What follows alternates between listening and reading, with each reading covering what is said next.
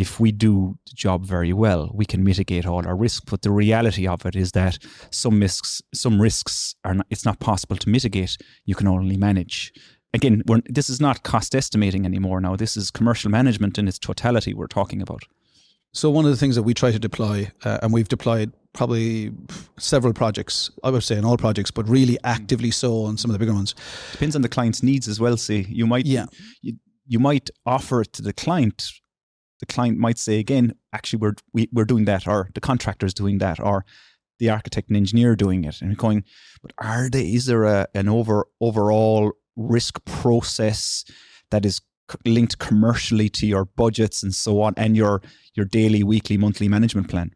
So most clients will apply, some clients will apply an arbitrary percentage depending on where they perceive the risk at the position of the job. So whether it's at the concept, as it moves to the job, it might reduce from 25% to 15% to 7% to 2% to 1%, whatever they think.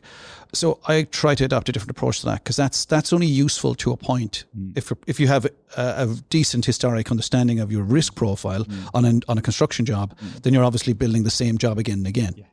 We don't. Every job is unique and it brings its own risks for various reasons.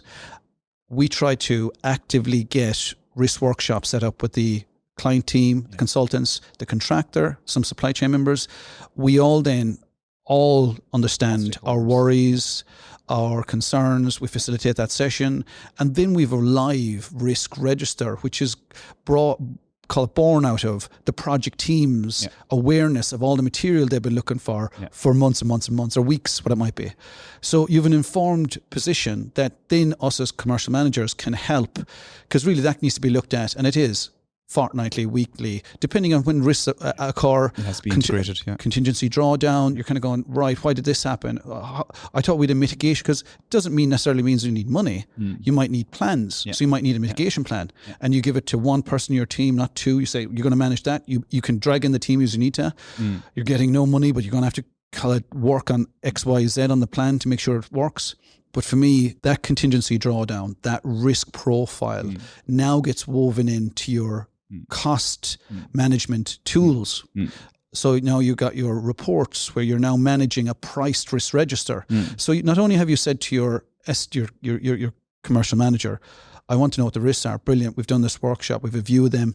Now you've got them priced. Now you've got a realistic view, and you sit with your client and you go through it and go, I think it's this and this is why, blah, blah, blah. And the risks on the packages, risks on X, Y, Z.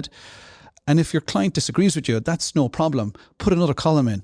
Client's view. Oh, look, it's nil.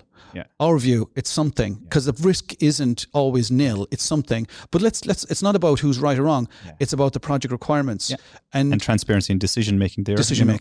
Which I wouldn't take away from anybody. If they want to run the risk of having zero contingency, super.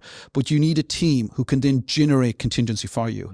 That's finding a true value engineering. Again, more change without eroding the quality, bringing change into the business, or finding things that we can take out of the design that they've realized they don't need anymore to generate a buffer to allow the project to be successful at the project level that you said, I need it in 24 months and I'm giving you 25 million, 50 million to spend, whatever it is. And like often I see in projects in the past was there's a risk register and we allocate risks to the register.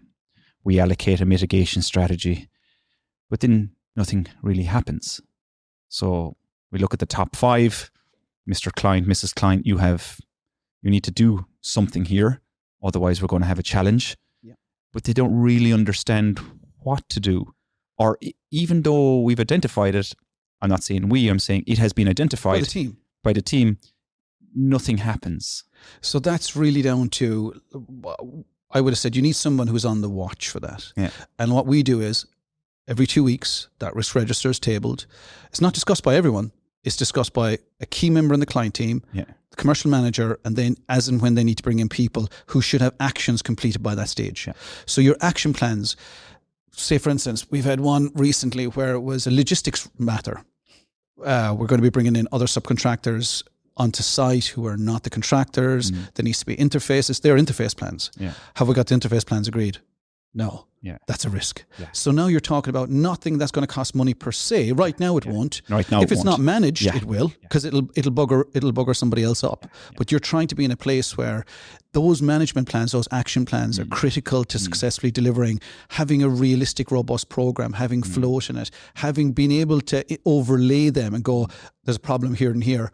Well, if I do this activity in a different day, I can let you come in and do what you need to Mr. Client. And I'm happy to do that because it doesn't cost me anything. Yeah.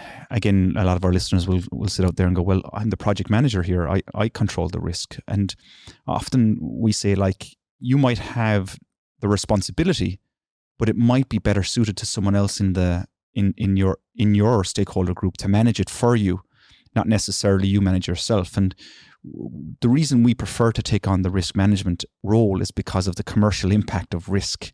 We understand if something doesn't happen, this is what's going to happen to the budget. And it's that communication of that impact we are giving constantly to the client, saying, we need to do this, we need to do this. It's just somebody who's owning and just reminding people. So I think most project managers out there will be absolutely, credibly busy putting out loads of fires from day to day. And I would say that they should, whilst they're responsible for it, they need to allow others to be accountable in their team. And that enables the team to grow then. You're basically saying to somebody else, I trust you to do this, have a plan, come back to me with the plan, agree the plan, and let them roll that out. Because otherwise what happens is now key members of the team, and we see this every day, you see key members of a team, rather than enabling their team to manage and because you're going to be paying them good money. Yeah, you should if they're good enough and they have got a plan and you have got the belief in them, you should be giving them the ability in a controlled space to do that. And now we're into resource management. Yeah. Out on the back of risk management. Yeah. So like that to me is another key. One of the things I bring up in every risk workshop: resources, logistics, design, program, procurement. You're looking at cost heads and allowing your team to interrogate and explore and go, actually, this is an issue. This is can we make a note of that? Yeah. And then that'll trigger somebody else to go, actually, that's bigger than you think. It's almost like a checklist, really, if you go through those subtopics.